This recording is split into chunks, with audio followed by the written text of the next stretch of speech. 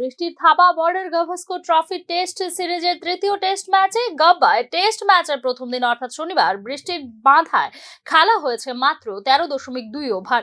প্রচন্ড বৃষ্টির কারণে প্রথম দিন আর খেলা না গড়ানোয় দিনের খেলা শেষ হওয়ার ঘোষণা করেন আম্পায়ার। তবে রবিবার ম্যাচের দ্বিতীয় দিন 8 ওভারের বেশি খেলানোর সিদ্ধান্ত নেওয়া হয়েছে। গাব্বায় টসে জিতে আগে বল করার সিদ্ধান্ত নেন ভারতের অধিনায়ক রোহিত শর্মা। 13.2 ওভার খেলার হওয়ার পর বৃষ্টি নামে। এই সময় 28 রান সংগ্রহ করে অস্ট্রেলিয়ার দুই ওপেনার। রবিবার দ্বিতীয় দিনের খেলা শুরু করবেন উসমান খাজা এবং নাথান ম্যাকসওয়েনি। প্রথম দিন 15 ওভারের কম খেলা হওয়ায় ক্রিকেট অস্ট্রেলিয়ার টিকিটের টাকা ফেরত দেওয়ার কথা নিশ্চিত করেছে। তবে পুরো সপ্তাহের আবহাওয়ার খবর ভালো নয়। রবিবার টেস্টের দ্বিতীয় দিনেও আজ বৃষ্টির শঙ্কা, কিন্তু আজকের মতো ভারী বর্ষণে হবে না বলে আশাবাদী কর্তৃপক্ষ। প্রথম ম্যাচে ভারতের কাছে বড় হারের পর দ্বিতীয় ম্যাচ দিয়ে ঘুরে দাঁড়িয়েছে অস্ট্রেলিয়া। অ্যাডিলেডে দিবারাত্রি টেস্টের দাপুটে জয় পেয়েছে অস্ট্রেলিয়া। রোহিত শর্মাদের হারিয়ে সিরিজের সমতা ফিরিয়েছে প্যাট কামিন্সের দল।